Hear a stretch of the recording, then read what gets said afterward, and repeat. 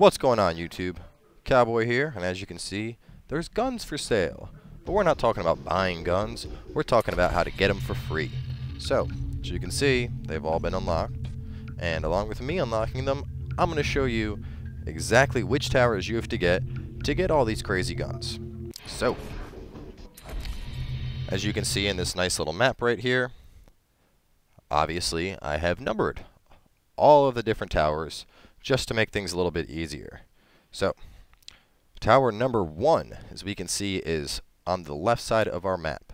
By hitting tower number 1, it's actually a pretty nice one to hit early because it's right on the way to mission number 3. But tower number 1 will give us access to the recurve bow and the SVD sniper. Now, taking a look at those weapons real quick, we can see the recurve bow. Honestly, it's my personal favorite weapon. Comes with the options for a red dot sight or a marksman. I've tried both. Personally, I would highly suggest the red dot. The marksman says better range, but it basically just adds a series of staggered lines for like 100, 200, 300 meters, and it actually makes it a lot harder to get headshots with. So, red dot's my choice for that one. But anyway, moving on to the SVD. Basic sniper, obviously no attachments for it, but as with all weapons, even weapons that don't have attachments, you do have the option to put a quick paint job on there, just personalize it a little bit more for you. Anyway, moving on to the number 2 tower, which we can see here is on the bottom left of our map. Hitting tower 2 will unlock the PKM and the 1887 shotgun. So, PKM is our entry-level light machine gun, as we can see. Similar to the SVD, there's no attachments available for it. But whatever, I mean, still, it's a light machine gun. Can't go wrong with one of those, right? And then, of course, the shotgun. Now, this isn't an entry level. The 1887 is actually the better of the 2 shotguns in the game. Just comparing it real quick to show you, it's basically better than the M133 in every range. I mean, we got better accuracy, damage is equal, fire rate's equal, but better accuracy, range, and mobility. I haven't tried either of these because I'm obviously doing a stealth playthrough, but my guess is the M133 probably has a multi-barrel clip or a multi-bullet clip, and I'm guessing the 1887 is probably a 1 to 2 shot shotgun because it certainly looks like an elephant gun. But anyway, moving on. Of course, tower number 3 is the basic tower you unlock in the game. If you weren't aware, by hitting that tower, you gain access to the 6P9. It's the second pistol compared to the 1911. You can see we basically get more accuracy out of it. Well, let me compare them the other way just so you can see it properly. But yeah, better accuracy, better fire rate, better mobility, and we lose a pinch of damage. But regardless, it has the options for a suppressor, an extended magazine, and a night sight, which is actually pretty nice. Definitely better than the iron sights. Alright, moving on to tower number 4. Tower number 4 is going to give you access to the AK-47, the Scorpion, and the repair kit. So just to take a quick look at each, we can see the AK, first to start rifle. Of course, you're going to be able to pick this up off of pirates all over the place, and there's no attachments for it, so nothing too special, but whatever. It's a free gun. And as I said, you also get access to the Scorpion, our entry-level SMG. Now, even though it's an entry-level, the Scorpion does have attachments, with the choice of one being either a sound suppressor or an extended magazine. So, if you like playing stealth, obviously suppressor's the choice. If you don't give a shit and you want to just gun everything down, then definitely go for the extended mag. And of course, the one last thing at tower number 4 is going to be the repair tool, which I wouldn't suggest carrying one of these around very early in the game. It does have the use of being able to repair any vehicle or boat that gets damaged, but I mean, early in the game when you only have 1 or 2 weapon slots, I mean, I'd rather have a secondary weapon. I don't really want a repair tool. But moving on, let's swing on over to tower number 5. So, tower number 5 will have the flamethrower, the A2000 SMG, and the M133 shotgun. So, flamethrower is obviously a beast all on its own. I mean, you just light people on fire. Is there a downside to this? Well, there is actually. You can light yourself on fire, so don't be a dick when you're using it. But obviously only one attachment available for it, which is a larger fuel tank. I mean, if you're going to use the flamethrower, it kind of seems obvious to get a large fuel tank. But as I said, also, we get the A2000, which is actually a pretty nice submachine gun. As you can see right here, just to compare it to the Scorpion, basically it's the same as the Scorpion, but with much better accuracy. In addition, the A2000 also comes available with a sound suppressor, a red dot, or a reflex sight. And the final weapon that was available at this tower is, once again, the M133 shotgun. So we can see no available attachments, just your bottom barrel shotgun, but what do you expect for a basic? Anyway, moving down to tower number 6, we get the RPG-7 and the M700. So, looking at our launchers, we can see the RPG-7, terrible fire rate, terrible mobility, and accuracy is pretty bad too, but look at the damage! Obviously, I mean, come on, it's an RPG, blow shit up with it. Of course, there's no attachments for it, but, I mean, it's a rocket launcher, what do you expect?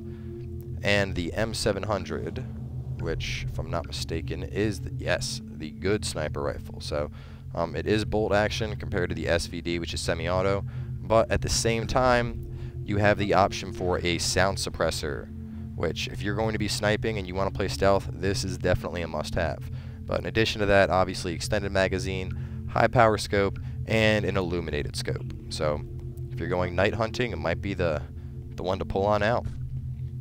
Moving on to tower number 7, one of my personal favorites from Call of Duty, the MP5. As we can see, MP5 in this game is just as good. We're just comparing it real fast, we can see it's better damage and range than the A2000, and it slaps the Scorpion across the face. But the MP5 comes customizable with a sound suppressor, extended mag, red dot, and reflex sight. And of course, you can have 2 attachments on this puppy, so if you're running running submachine guns, definitely want to make your way on out east and swing by tower number 7. But on to tower number 8, we unlock the F1 assault rifle and the GL94 launcher. So, looking at our F1, we can just see we're really taking a ramp up from the AK. Just as a quick comparison, the AK has more damage. Well, I mean, the AKs are known for damage, but much better accuracy, fire rate, and mobility. Additionally, the F1 comes customizable with a sound suppressor, extended mag, optical sight, red dot sight, and reflex sight. So, choices all around. Pretty nice assault rifle overall. And what else did I tell you? GL94, of course. How could I forget? On to the launchers. The GL94 is basically a noob tube. So if you're one of those people that love spamming noob tubes in Call of Duty, well, you'll probably love it just as much in this game. The GL94 does not have any attachments, but of course you can paint it. Just give you a quick comparison to the RPG. Not as much range, not as much accuracy, but damn, look at the fire rate and mobility what you get with this beast. Anyway, on to tower number 9. We get the U1000 and the flare gun. So, if you're unfamiliar with the U1000, it is the second light machine gun we get access to, which you can see from right here. Just comparing it to the PKM, you can see we're getting more accuracy, more damage, and more mobility in exchange for a pinch of fire rate. Additionally, the U1000 is customizable with extended mags, opticals, red dots, and reflex. So, you can get whatever kind of sight, you can sight it up to your heart's content. Pretty nice. I mean, I can imagine you're going to be gunning down pirates pretty damn quick with this. And of course, let's not forget the other unlock you get from there. The flare gun, hooray!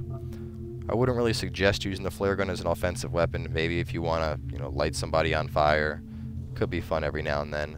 But there are no equipment choices for the flare gun. It's just the flare gun. Nothing special about it. But on to tower number 10. Tower number 10, we get the STG-90 and the MS-16. So, hopping back to our assault rifles, we see the STG-90 here and the MS-16 here. Just to take a quick look at the STG-90 first. It comes with an extended magazine and a red dot sight option. Honestly, not all that good, considering it's way the fuck out east. Just comparing it to the AK, we can see it has a pinch more fire rate in exchange for damage and mobility. The MS-16, on the other hand, is a monster of an assault rifle.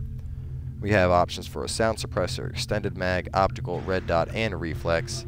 It is obviously semi-automatic, but just to give you a quick glance, so we can see we're getting way more damage than the F1, more damage than the STG-90, and just a pinch. Actually, no, more damage than the AK. Yeah, so AK has a better fire rate. This gun beats it out in every other aspect. I mean, really, all around, it just wrecks everything. I suppose if you really need fire rate, you could go for the F1, but these pirates are usually only going to take one shot to go down anyway. And then, of course, onto the final tower, number 11, we unlock the 44 mag. Nothing like a revolver to blow some faces off. And the 44 mag comes with the options for an extended barrel, a night sight, a red dot, and a reflex. So those are all the weapons, and I believe there may be more, which is why I entitled this Part 1. As I mentioned, I'm not able to get access to this island yet until I progress farther in the story, but for now, figured I'd get this up so that when you guys get a hold of the game, you know exactly which tower you need to hit up to get your weapon. Some of them might be a little hard to make it to. Obviously, just keep driving, avoid the pirates. If you can, there are gliders scattered all over. Just to give a quick look at the map, you should be able to see some of them. I was able to see them earlier. Maybe they disappear when I'm not near them. Yeah, I think they disappear when I'm not near them. Oh well, but I would suggest if you manage to find a glider, the gliders are a great way to shoot from tower to tower. I mean, you could take a glider like right here and just be like, whee, and fly all the way down to like here with it probably. Definitely the fastest way to travel. But anyway, guys, that's all there is to it. So as always, thanks for watching. Make sure to comment, rate, subscribe. Have a great time playing Far Cry 3. Hunt down whatever gun or weapon you plan on using, and make sure to go kick some pirate ass.